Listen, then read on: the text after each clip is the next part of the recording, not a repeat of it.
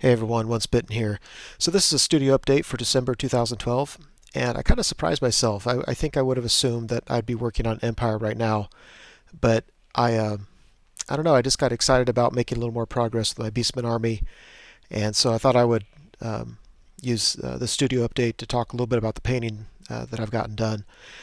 One thing I should say too is that all these pictures and more can also be found on my blog, which the URL is at the bottom of the screen. And I'm not trying to push you there because whatever, but the resolution is much better there. Sometimes people complain that the resolution of my videos isn't very good, and I don't know how to fix that. But the resolution on the pictures on my blog is as good as I have. So in game 253, which happened just a few weeks ago, my Doom Bull took on a huge Iron Gut horde and absolutely slapped him around. And I told you in the battle report that I would model some kind of trophy on him, so I painted up an ogre head and attached it to his belt. If you, I'm not sure you can really tell the color here, but it's flesh with a little bit of, it's greening a little bit. There's a little bit of rot look to it, as if he chopped off the head and it is rotting on his belt. So I thought the Doom Bull deserved that trophy. Other than that, I really wanted to finish up the Minotaurs that I had, and they've been sitting around half painted for so long. Now, some of these pictures are really close up. Basically, when I was going to take pictures, my wife stepped up with her camera, which is a very nice one, and started taking pictures. And in some ways, it's really cool, the level of detail she's able to get on it. And in other ways, it's a little bit too good because you see so many little mistakes. You don't normally look at a model this closely. But this is the Minotaur that I modeled to be a champion should I, if ever, use a champion, which I usually don't. This is a new musician. This one actually looks much better in person. You can't look too closely at it. I think the painting was a little bit sloppy, a little bit sloppier than I normally like to do. I think it's because I was going to extreme colors from really dark to really light. Here's Minotaur number 3. From a distance, you don't really notice the eyes. You can't see them, but with these angles, I'm thinking I need to get in there and paint the eyes. And a lot of the highlighting I do looks better when it's not this close up. So anyway, other Minotaurs.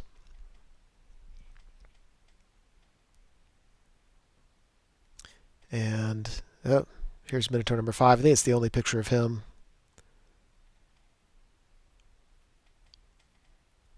So, I mean, some of these shots are actually, I mean, pretty impressive what that camera can do. And like I said, all these pictures are up on the blog if you want to take more time and look at them. And this one was pretty much done before, but there was a lot of touch-ups that had to be done. So the standard bearer number 1, I got done. So he's finally usable. And then there's if you look at the model of the front at the very bottom, that one has kind of been done for a while, but basically I put a drum on his base behind him and put a magnet on top and then magnetized this banner so that if I need an extra banner I could use them. And you've probably seen this one really not painted at all. So I painted it up and I was somewhat happy with it, but it was just a blank red. So then I decided just to go ahead and try to freehand something, and it looks okay from a distance if you squint your eyes. If you look too closely, it looks like something out of Scooby-Doo. And it's funny, all my pictures were blurry and I didn't feel like going back and taking another one.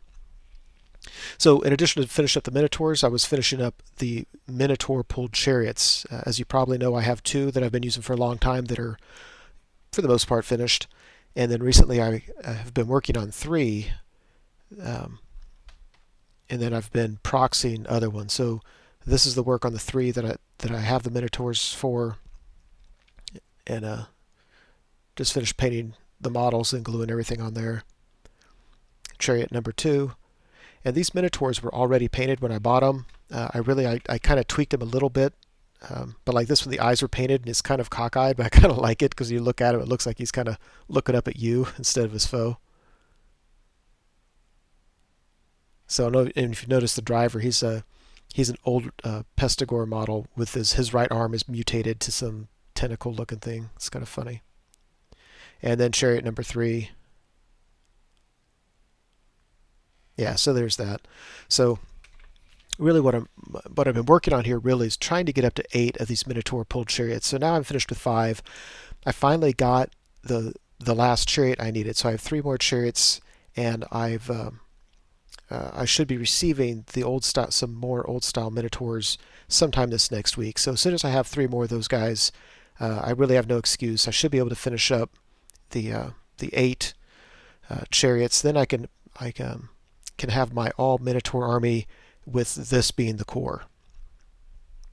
And of course, with the core now I have the 12 painted Minotaurs, and then I've got the Gorgon to put in there. So all these things are basically Minotaurs in some form or fashion. And then I throw my Doom Bull and my Gore Bull. And the Gore Bull I need to convert to make him actually look like a battle standard bearer, but I haven't decided yet if I want to use this model for that or just buy another one. But when I look at this list, I mean, I want to play it. This is what has gotten me excited about finishing up this painting, because I just love the idea of an all Minotaur army.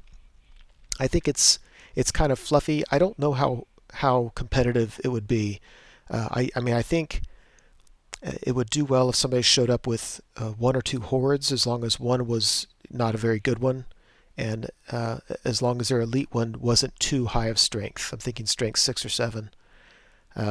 And even then, strength 6 might be okay, because my Doom Bull can be used to counter an elite horde with one or two Minotaur units and some chariots. I think they can take care of another horde, and chaff and stuff I'm not really worried about. I think this build would do well against that type of opponent.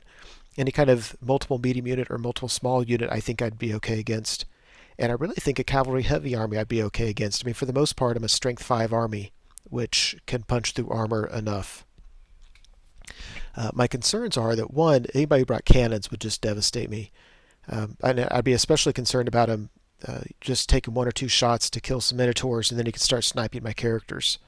And that would really hurt, because I do need the Doom Bull to play his part in this list. If a cannon ever got my flank, he could take out a whole bunch of chariots. That would be bad. As of now, there's only 1 magic weapon in the whole army, so if I showed up against a VC player with ethereals, I could really be in trouble. Any kind of leadership bomb army would really hurt me. Leadership 8 is all. And the list as it is now, there is no magic in it, so almost anybody with any magic phase is really going to hurt me. And so I'm torn between trying to be true to the theme of being all Minotaurs or trying to be a little more competitive. My thinking is that as of now, with everything you see there, I still have an extra 220 points. And that's enough. I could put in a flying Gore Bull, Gore Bull, put him on the carpet, and now I have something very fast that can go after things that might threaten me. I could put in more Minotaurs so that make the units a little bit bigger, so I'm less susceptible to cannons. I could put in some Harpies to help take out war machines and stuff.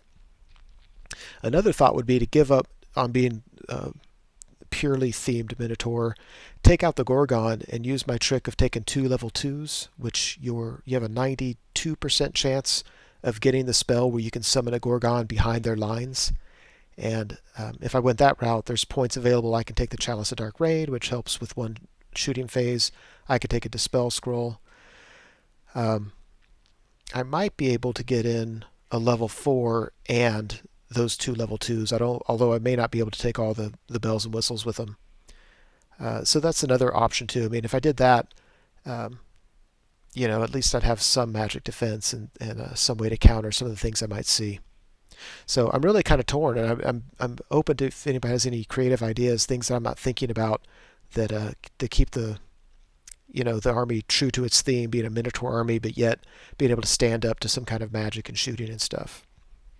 So anyway, that's it. That's my studio update for December. Haven't been doing a ton of painting, but at least I was able to make some significant progress on the Minotaur army. And again, if you want to see much better pictures of this, you're welcome to go to my blog and check it out there. Hope you enjoyed it.